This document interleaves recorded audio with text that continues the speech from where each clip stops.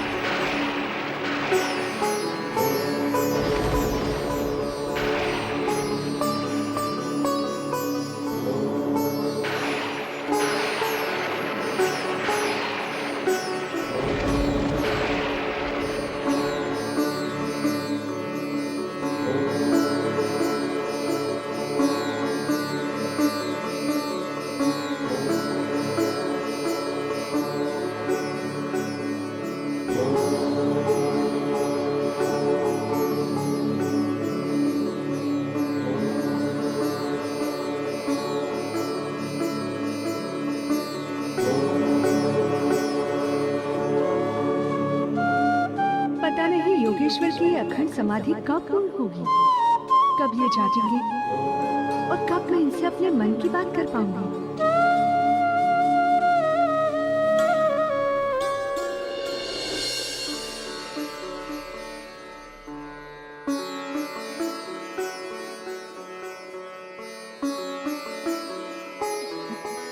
योगेश्वर को मेरा कोटि कोटि प्रणाम। आपको भी हमारा स्नेहिल अभिवादन। प्रिय, क्या बात है उमा, आज आप हमें यूं एकटक क्यों निहार रही हैं? नाथ, आज आपके मुखमंडल पर एक विशेष प्रसन्नता दिखाई दे रही है।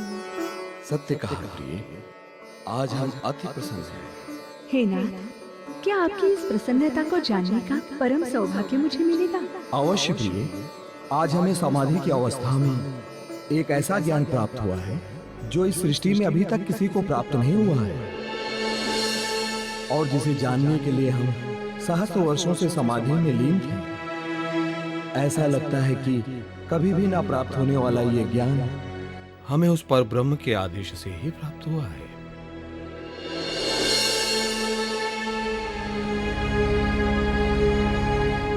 कैसा ज्ञान प्रभु? यही कि सच्चिदानंद पर ब्रह्म कौन है, कहाँ है और उनका स्वरूप कैसा है। और हाँ प्रिय, जानती हो, संयोगवश हमारे साथ ईश्वर और सदाशिव भी इस रहस्य को जानने के लिए समाधि में लीन थे। तब उनके तप से प्रसन्न होकर अक्षर ब्रह्म ने सदाशिव को परम धाम का ज्ञान दिया। और जब अक्षर ब्रह्म सदाशिव को ज्ञान दे रहे थे, तब उस ज्ञान को ईश्वर ने ग्रहण कर लिया और उनसे मैंने। ये तो बहुत अच्छा हुआ योगेश्वर, किंतु क्या आपकी अर्धांगिनी होने के नाते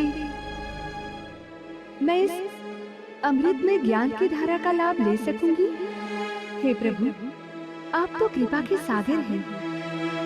कृपा कर इस अमृत धारा को मेरे हृदय में प्रवाहित कर इसकी क्षुधा को शांत कर दीजिए।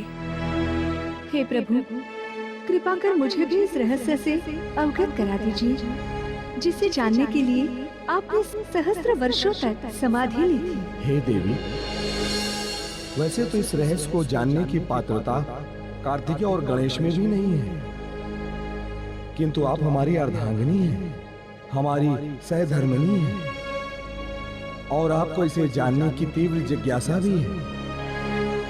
इसीलिए इसे हम आपको अवश्य सुनाएंगे।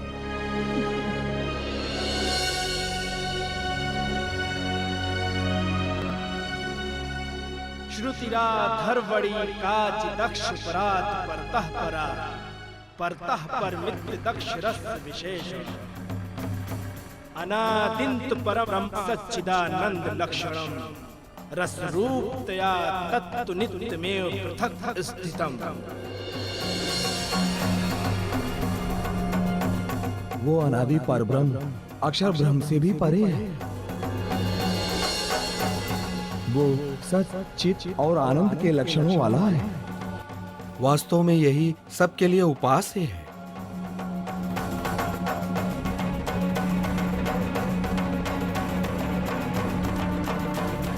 शांत क्यों हो गए योगेश्वर? मेरी उत्सुकता भी शांत नहीं हुई।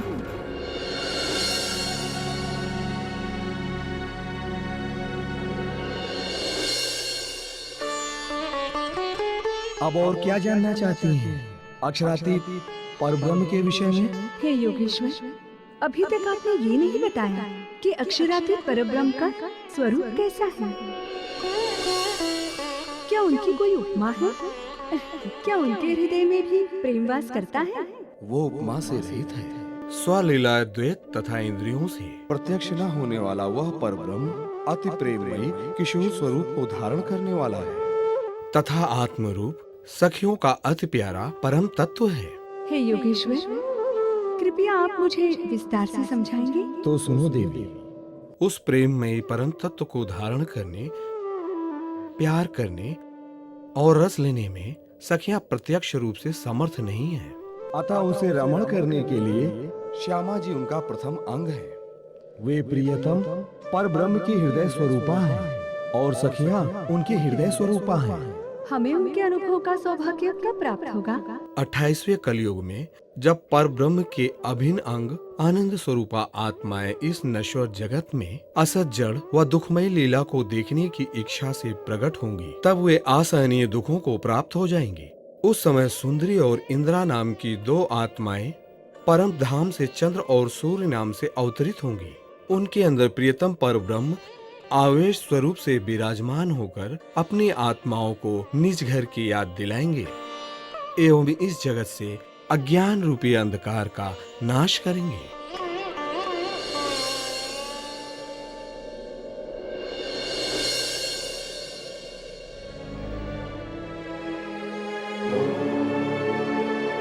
सुंदरी चेंदिरा सख्यो नामाभ्यां चंद्र सूर्यर्योः मायांधकार नाशाय प्रतिबुद्धे भविष्यतः।